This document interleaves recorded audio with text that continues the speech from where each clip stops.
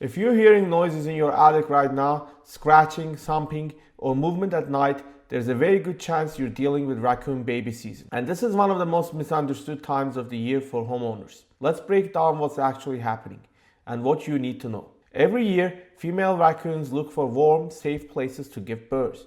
Attics are ideal. They're dry, protected, and full of insulation that traps heat. That's why raccoons break into homes. They're not just exploring, they're looking for a nursery. In places like Toronto, raccoon baby season typically begins in early spring. After about 9 weeks of pregnancy, the babies are born inside the attic, soffits, chimneys, or wall cavities. Once the babies are inside, the situation changes completely.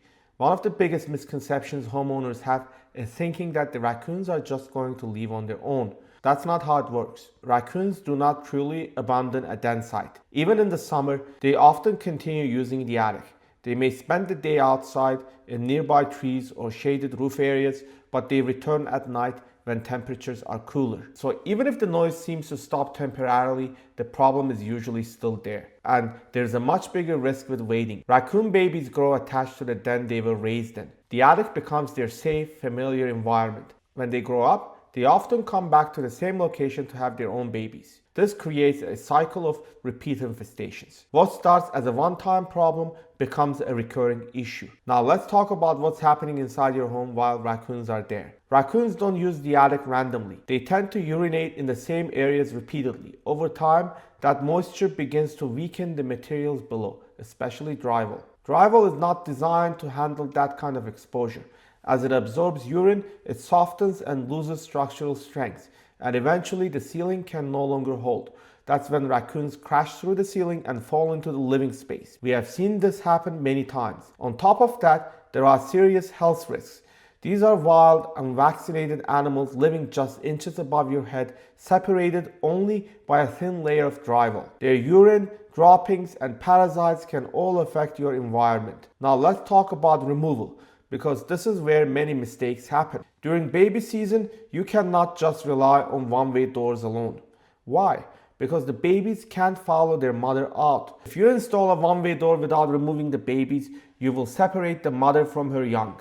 The babies will be trapped inside, leading to odors, contamination, and the much bigger problem of inhumane and cruel treatment of animals. Proper removal involves locating and safely extracting the babies and placing them in a heated reunion box outside, especially when the temperatures are cool. The mother then returns, usually overnight, and relocates them one by one to a new den site. Now, here's something every homeowner should know. If you animal-proof your roof proactively, you significantly reduce the chances of a wildlife break-in in the first place.